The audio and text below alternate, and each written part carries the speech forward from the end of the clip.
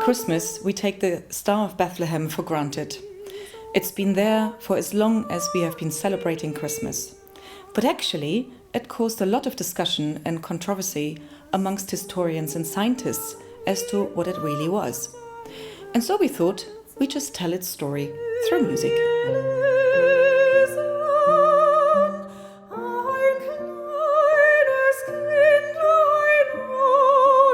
Have you ever been high up in the mountains with no city lights around, looking towards the sky with all the stars above you? It's really impressive, and it makes you realize why so many generations before us have turned to the stars for support and company and guidance, sometimes in very practical ways like navigation.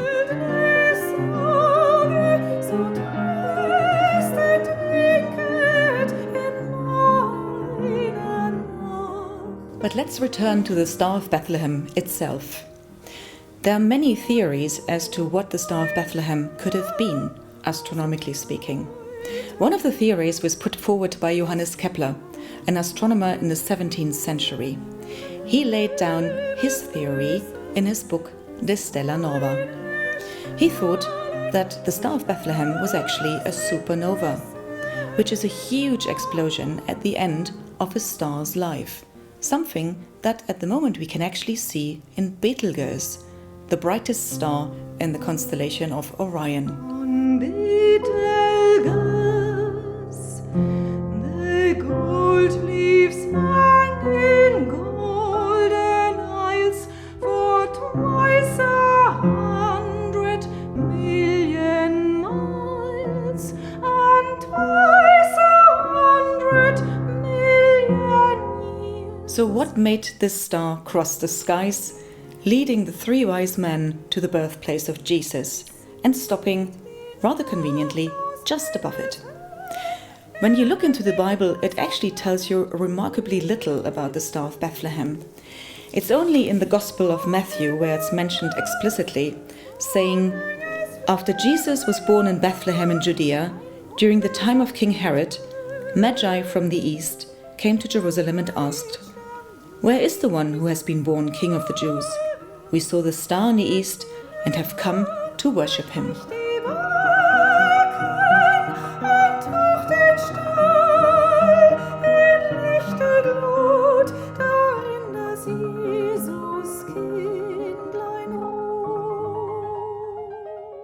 Herod, the Roman governor in Judea at the time, was not so impressed with the competition and asked the three wise men when they passed through to return to him to let him know where they had found the newborn king of the Jews, with slightly ulterior motives, as we know.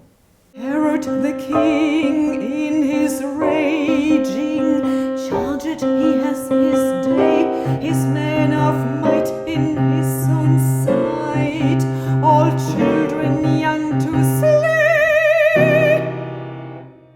The story of the three kings has a rich and varied history in many, many different Christian traditions. They're not described as kings at all, but rather as magoi in Greek, wise men, magicians perhaps, seers, who come from the east. But most importantly, they were keen astrologers looking towards the sky and the stars for spiritual guidance. For its sweetness and gold for a crown, beautiful robes set thy young old Joseph, fair with the firstborn on Bethlehem down. Other contenders as to what the Star of Bethlehem could have been are, for example, comets or conjunctions of planets. Conjunction of planets basically mean that two planets come very close to each other in the nightly skies, giving you the impression of being one big star. But the theory of the comets was very popular, and you can often see it in paintings, like for instance in the Adoration of the Magi by Giotto from 1305.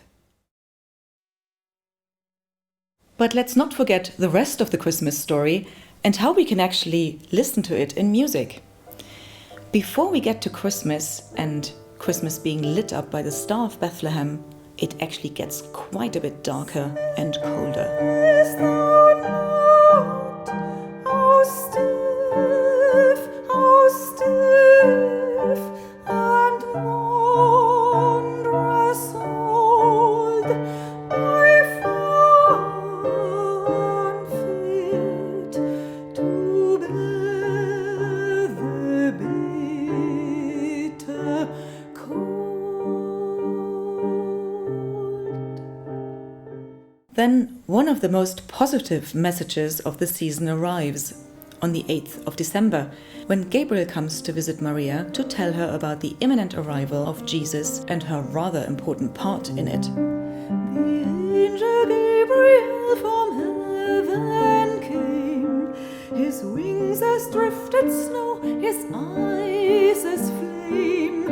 All hail, said he, thou lowly maiden Mary, most highly favored lady, Gloria.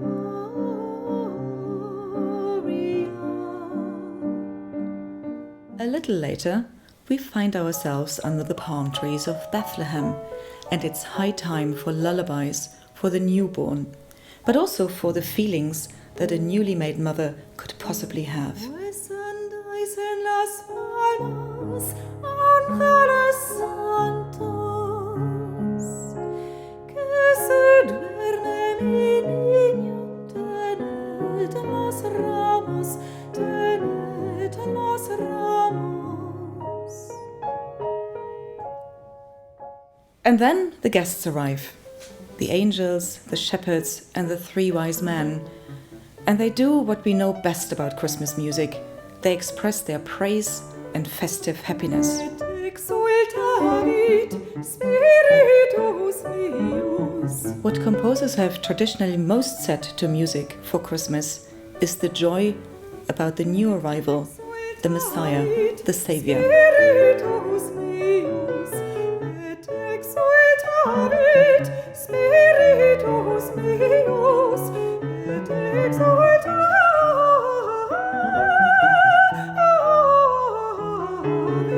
spiritus meus. Let's not forget that Christmas is also about cooking and presents. And just in case you had forgotten how to prepare plum pudding, here is the musical recipe. But you do need to be pretty speedy to take it down. Now first you take 11 pounds of juicy cocoa grapes, come with thickened pounds of extra fine Tokay. Be sure they are juicy. And then you take 2 cups or so of breadcrumbs, into which you melt a pound or so of butter, fat or lard. You spray, oh you spray.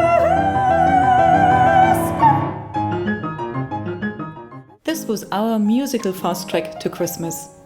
But there is so much more to discover. So we hope to see you soon in one of our Christmas concerts. Have yourself a merry little Christmas. Let your heart be light. From now on, our troubles will be out of sight.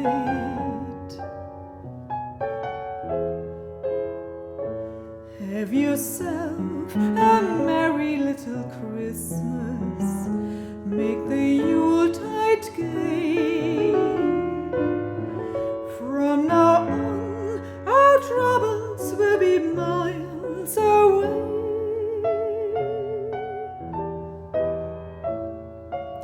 Here we are as in olden days, happy golden days of yore. Faithful friends who are dear to us, gather near to us once more. Through the years we all will be together, if the fates allow. Hang a shining star upon the highest bough.